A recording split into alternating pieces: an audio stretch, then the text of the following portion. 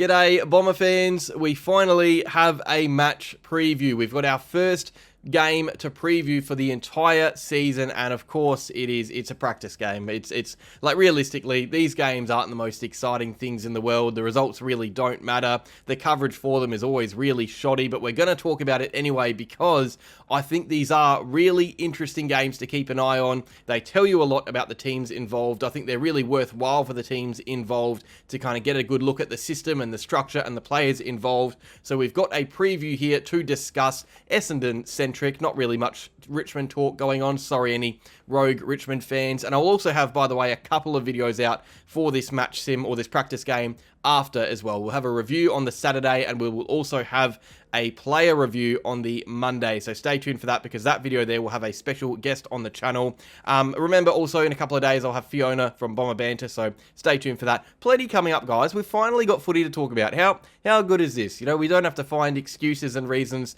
to chat anymore. We can finally just talk about footy. So let's get into it. Let's preview the 10:30 a.m. Friday morning game at the Hangar, Essendon versus Richmond.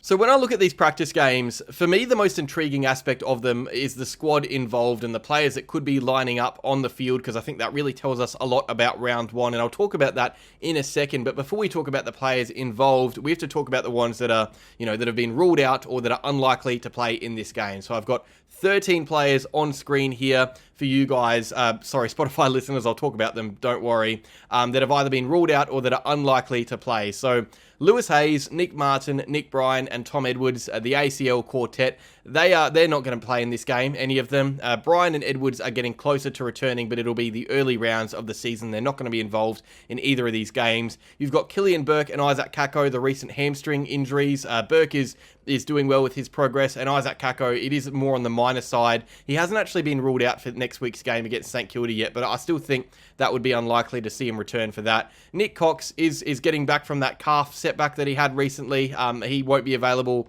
for this game. He's not doing too much training out there. You've got Will Setterfield and Harry Jones with their feet. Both are progressing nicely. Jones is doing pretty much full sessions, I believe, but whether or not he returns for this game, we'll have to wait and see for that.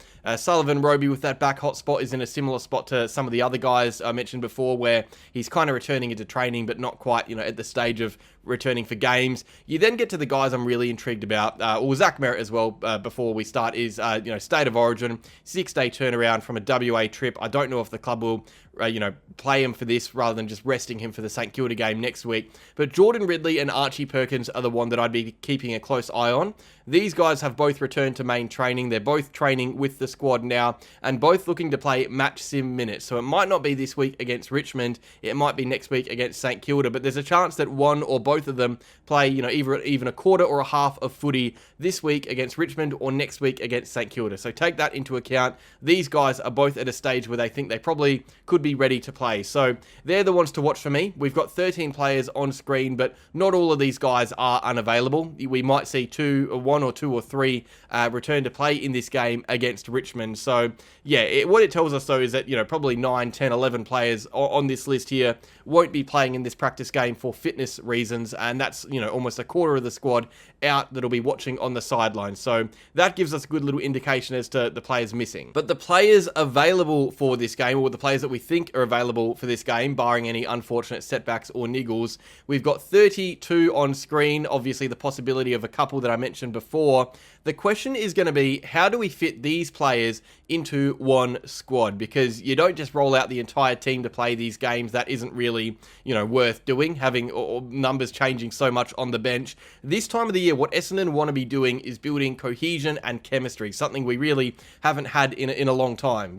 For example, Darcy Parish has barely played midfield minutes alongside Caldwell and Durham. You've got that small forward zone, which is so makeshift after all the injuries last year as well. The key defenders, the general defenders, Essendon won't be resting players because they can. In an ideal world, we're getting our senior players out there playing footy together so they can build that chemistry and cohesion alongside the younger players that they could be playing with. So yes, we've got 32, 33, 34 players potentially available for this game, but our squad size is going to be less than that. So last year against the Bulldogs in the practice game, it was a squad of 28. I think Hawthorn had a squad of 28 yesterday. Geelong might have had 29 or 30. So there's going to be players on screen right now missing out, and the big question is, who are the players that miss out from this game and what does it mean for them? So I think most of the time, the players that you see miss out on these games are the ones that are, maybe more so in that project player bracket, the guys that are not quite ready for AFL footy yet. So, even out of form players like,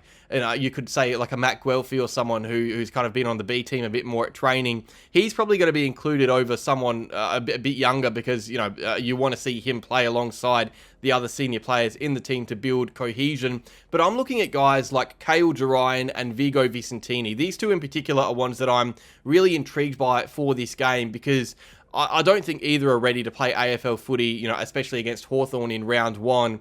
But both their positions that they're in are very thin at the moment. So the key defenders at the moment, we've got Zach Reid and Ben Mackay fully fit. Jordan Ridley might play a quarter or a half, but the question is going to be, what do we do when Jordan Ridley isn't there? Are we going to bring in Kale Jurine, even though he's not ready for AFL minutes in round one, you'd assume? Or are we going to play the way we would against the Hawks if Jordan Ridley isn't there? Would we be using a Jackson Pryor, a Mason Redmond, someone on a taller opponent? That's going to be the big question, seeing if someone like a Kale Jurine is picked for this game and what that means for his, short future, near-term future in the early rounds of the season. Same with Vigo Vicentini. Like, this is a great opportunity if he is picked to show that he is, ready sooner than we thought for games because, Lockie Blackiston as the solo ruck in the early rounds of the season could go one of two ways. We don't know how that's going to go. But Vigo Vicentini, I mean, if he is not picked for this game, it's showing that the club really just views this ruck situation as Lockie Blackiston, Peter Wright as backup until Nick Bryan returns. That's what it would be telling me. Same with guys like even Max Kondagianis, the younger players who are probably, more on the outer, we'd assume. But this would tell us if he's picked that he's closer to selection than we thought. And then you get to the guys that we saw last year, like Liam McMahon, Reece Unwin, even Archer Day Wicks, seeing if these guys are selected for the game or not. The big question would more be if not selected for this game, because if anyone isn't selected for this game, if fully fit, it's showing that the club really isn't viewing them as a genuine prospect for round one. If you're a genuine chance to play round one, you'd be playing this game because we're going to have a squad of 28 to 30 with players injured on the sidelines as well that will be returning for round one. If you're not in the best 30, 32, 33, 34 players for a practice game, you're not going to be there in a month's time for round one when you have to cut it down to 23. So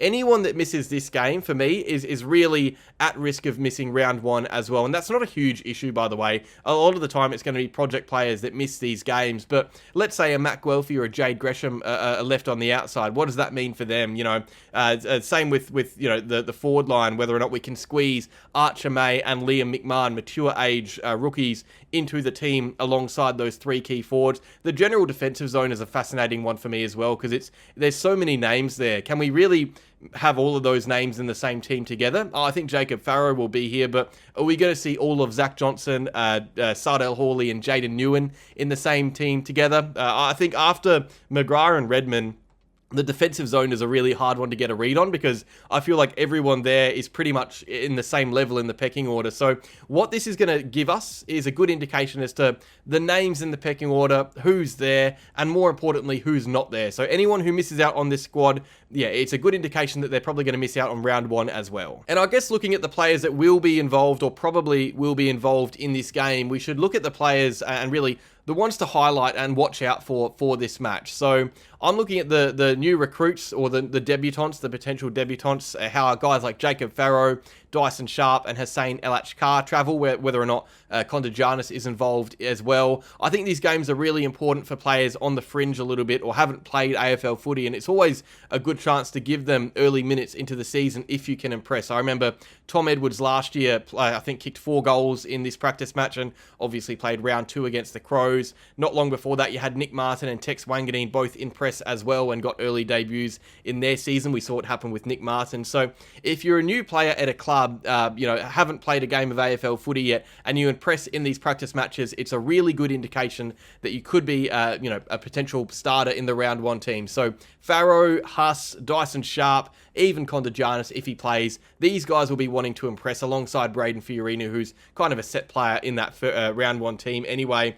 But then I'm looking at the specific roles. I'm looking at guys like Archie Roberts and how he goes in the midfield. I think if Zach Merritt doesn't play, you can just earmark Archie Roberts to play a full game in the midfield because of that left foot, like simply because he's a left footer and he gives us a bit more dynamism in there. I think Archie Roberts is going to play a lot of midfield this preseason. Whether or not that translates as to midfield in the AFL season, I think he's going to play a lot of midfield, at least against the Richmond Tigers. You're looking at Blackiston, how he goes against Nankervis, whether that is a genuine, viable option as a sole ruck or whether we need backup, whether it be in the mid-season draft if there's an injury or even just, cross fingers and pray that Nick Bryan returns sooner rather than later. We don't know how Blackiston is going to go this year in the AFL. This is going to be a good indication, seeing how he travels in these games. I remember last year, in fact, it was Braden Crossley who was kind of an SSP option for the Bulldogs. The big question was how he was going to go because he hadn't played AFL in so long, and he did not go too well. So that's going to be a really interesting watch on Lockie Blackiston. You've then got guys like, Archer Day Wicks and Zach Johnson and Unwin and Clark and Ewan, these second-year players, if they do play, seeing how far they have come since last year and whether or not they are genuine first-team options. I think that's why this team is pretty hard to pick, actually, because there's so many second-year players that played footy last year. We don't know how good they're going to be in 2026. So this will be a really good indication as to how far those guys have come. And then you've got the young stars, the guys like Nate Caddy, who we just want to see more footy out of, seeing how they go in these games as well. So, yeah, I think the squads in general are the most fascinating part of these games. I'll talk about the team as a whole in a second, but for me, the big watch is the squad. Not only who is picked in the squad, which really tells us a lot about the pecking order, but who performs in these games as well. I think if you're a player on the fringe or soon to be debutant, these are the games you really want to be performing with. So I'm not going to be looking at guys like Sam Durham and Jai Caldwell and Parrish and seeing how they go, because we know that they're the higher level players in the team. I'm more looking at the Dyson Sharps and the Elijah Sardises and how they go together and whether or not either of them can force their way into the team as well. I'm looking at the wing situation, Jackson Pryor, Dersma, what's happening there. I've got Dersma along the forwards. I've got Pryor in the midfielders. It doesn't make a lot of sense, but that's where they've been playing this preseason. So yeah, a lot to really watch out for with the squad that is selected and the squad that plays on game day and how they look together. I think the tough thing to kind of get a read on going into these games, these practice games, a lot of the time is knowing what we should be expecting from them. For example, I think results mean absolutely nothing in these games. Like, we could go out there and win by 100, I wouldn't care. We could go out there and lose by 100, I wouldn't care. Like, this time of the year, there are always goofy results. We beat Geelong in a practice game at Virginia Park last year. There you go. So the question is, what should we expect from this game? And the first thing that I think we should be expecting as Essendon fans are skill errors, because this is just going to be happening throughout the entire competition. Like, you guys are going to see some missed kicks, you're going to see some brain fades, some weird plays, some kicks inside 50 that frustrate you. This is not an indication as to how we'll be looking in the season. This is just the players dusting off the cobwebs and getting rid of that early season rust. Every team in the competition is going to have skill errors in these practice games. I was watching bits of the Hawthorn-Geelong game and I saw some pretty heavy skill errors as well, and those are two of the best teams in the competition, we assume. So yes, there are going to be skill errors, but that doesn't mean that the Bombers are a shocking footy team. You might see some players that are just absolutely horrible, but you might see some players that are absolutely amazing as well. So the thing to expect from this game, the main one, is skill errors. And I guess the question is, or the task for us is how we differentiate those skill errors that we see from, being just preseason rust or just, players not knowing how to kick the footy potentially as well. So expect skill errors, but don't be too disarmed by them. Now, something else we should be expecting as Bomber fans from this game is fast ball movement. Now, I visited the hangar a while ago. I listened to some of the higher ups at the club kind of talk about what they're expecting from the 2026 season, and a big focus was the fast ball movement. No more backwards kicking, no more slow ball movement. Obviously, there'll be different tones you set throughout games, but the big focus that I really, took note of was the direction that the coaches were giving with their players, moving the footy forward and direct, not going backwards as much, and using it with pace. So I'm expecting fast ball movement or indications of fast ball movement from these practice games. It might not be pretty because, of course, you're combining fast ball movement with skill errors that I spoke about before, which is a recipe for disaster. But as long as we have an indication that the Bombers are looking to move the ball quickly, I will be happy. If we don't, if it's slow backwards kicking, if it's, methodical to the point of boredom, then I'm going to be worried, because this has definitely been a directive this preseason to use the ball quickly. So expect fast ball movement, which I think should be exciting. Like, Like, even if it doesn't go well, this is a sign that we're trying to play footy the right way. And you don't win games of footy playing slow. It's all about pace and the quickness of how you move the ball in the modern game. So expect fast ball movement from this match. We can also expect positional variety. I touched on this a little bit in the squad discussion before, but, you know, Jackson Pryor on the wing, Xavier Dersma up forward, Archie Roberts in the midfield, Elijah Sardis with that kind of defensive midfield role that he's playing. That's already 4 changes that we've got from the norm. There's probably going to be a few more as well. Like, this time of the year is really the time for experimenting and seeing what works and what doesn't. Even if it's, you know, Jackson Pryor on the wing, you know, who plays wing when he's not there? Is it going to be Xavier Dersma? Is it going to be Archie Roberts or someone like that playing on the wing? Sardell Hawley, maybe. So this is going to be a really, really interesting day to see, I guess, where players line up. You know, like the senior players as well. Where does Caldwell go when he's not in the midfield? Where does Parrish go when he's not resting in the midfield? What role is Dyson Sharp going to play when he's not in the midfield as well? So I think positional variety is a big one, and it's something that the Bombers are clearly trying to implement going forward. Like, you look at the best teams. Geelong have, like, there are some players, I reckon they'd have about 10 to 15 utilities on the team that don't have a set position. So the question is going to be, you know, is Xavier Dersma a forward, or is he training forward to have that positional versatility that he can play, you know, when he's not playing on the wing? So this is going to be a really interesting indication, seeing just where we expect these players to be playing. I think there's going to be quite a bit of positional variety in this game. And finally, to round it off, what we really should be expecting from this game is round 1 clarity, whether that is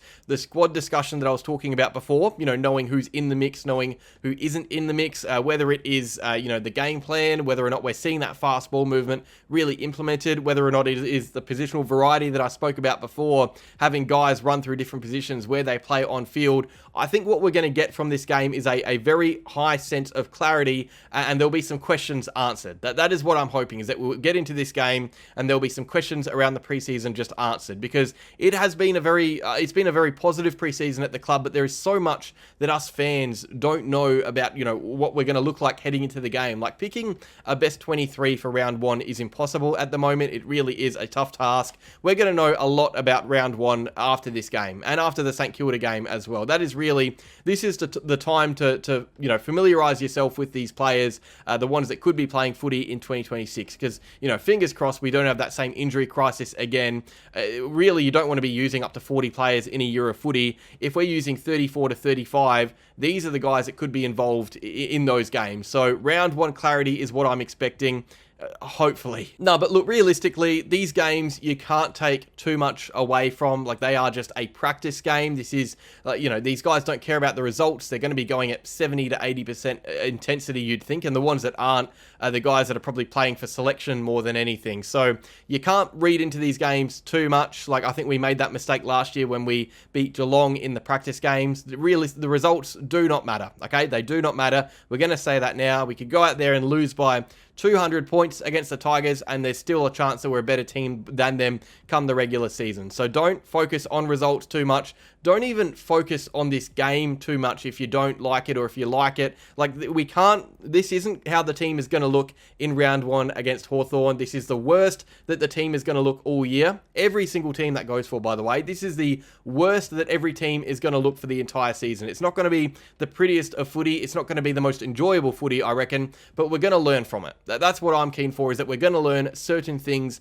from this game that I've spoken about in this video. This really is just an educational game for us fans. It's going to be really fun to talk about this game on Saturday and review it. It's going to be fun to talk about the players and review them one by one with my special guest as well. I really like those videos. I think we're going to learn so much about certain players, certain aspects of the game, but remember, don't read into these games too much. They are just practice games. They are glorified match sim just against opposition. So yeah, it's still exciting though. I'm just keen to see footy back, like the boys out there playing footy, the soon-to-be debutants as well. I think that's always exciting to see this time of the year. So it's going to be a good watch. I'm keen to watch it. Unfortunately, by the way, I've got work on during this game, so I've got to watch it late at night. I don't know why they've planned it for a 10:30 a.m. morning game. That is just silliness, but that's the way the cookie crumbles. Guys, thank you for watching. get out to the game if you can, register your interest. If not, watch it on KO, support the boys. We have finally got footy back. The red and black is going to be lining out there